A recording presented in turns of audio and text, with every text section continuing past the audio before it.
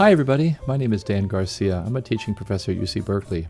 I want to talk to you about the world's fastest fractal drawing program. Let's jump right in.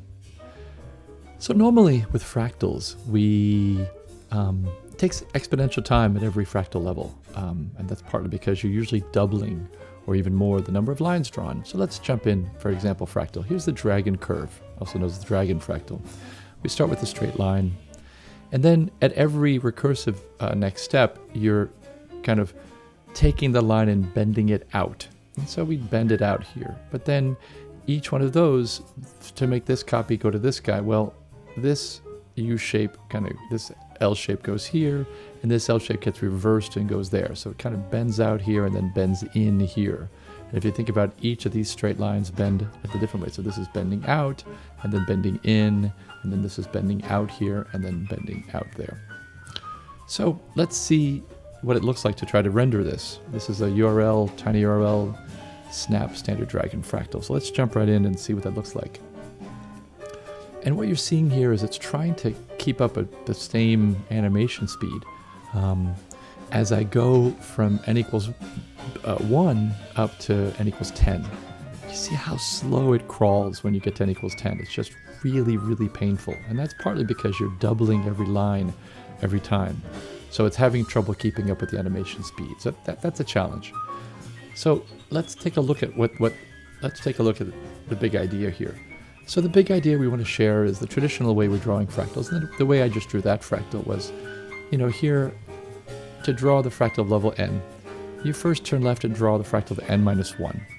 And then you turn right and you draw the fractal of n minus 1 again. And you didn't remember anything, you just kind of kept repeating it. And that's reasonable, but there's a better way. What if you had taken a picture of fractal n minus 1 and somehow remembered it? Well, then each iterative step is just copy it. Let's start here. I just draw this first line to initialize it, and then you then copy it, and then move to here, and then paste it, and then move here, and then paste it. So at every iterative step, it's just copy this last one, clear it, and then paste it here, and paste it here. Again, copy this, clear the screen, paste it here, and then paste it upside down here. And you can see that each one of these does the same thing. So let's actually take a look at what that would look like.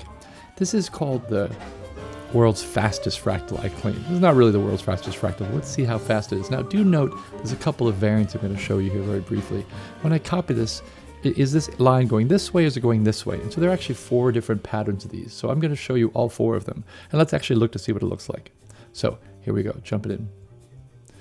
So this is iteration 10, the same as before. And these are the 4 different patterns that we saw before. If you're out and out, it's a C curve. If you're out and in, it's one form of the dragon. And if you're in and in, it's actually a triangle. This is really pretty. And you can just watch this. And you're already noticing this is lightning speed compared to the last one. And you say, well, this is somehow you're doing 2 to the 10. You must be doing something different. I'm doing the same thing I did before in terms of the number, in terms of trying to draw the same fractal, but I'm doing it a different way. I'm just copying and pasting pictures. So if you think about it, there's only 5 things you're doing at each iteration. Copy, move, paste, move, paste. It's 5 things, 10 iterations. So that's not too bad. Now what's beautiful about this is, watch this. Let's go to 20. Now, normally this would be a really slow process. To go to recursion level 20 for the dragon curve, it takes a fair bit. I don't know of a single computer that can draw it this fast. But really what's happening is you're just copy and paste pasting. So it's only 5 steps for every iteration. So level 20, let's actually take a look at what that computation looks like. So if we actually look at what this would be, well, level 20 normal dragon curve, without memorization, it's 2 to the 20 lines because you're forgetting everything. That's 1,000,000 steps. With memorization, it's like the first line and then 5, small thing, copy, move, paste, times 20 iterations. That's 101 steps. So imagine 1,000,000 versus 101. So in summary, fractal drawing is not inherently exponential at all. And next time, don't throw away fractal level n minus 1. Memorization is your friend. My name is Dan Garcia, and I approve this message.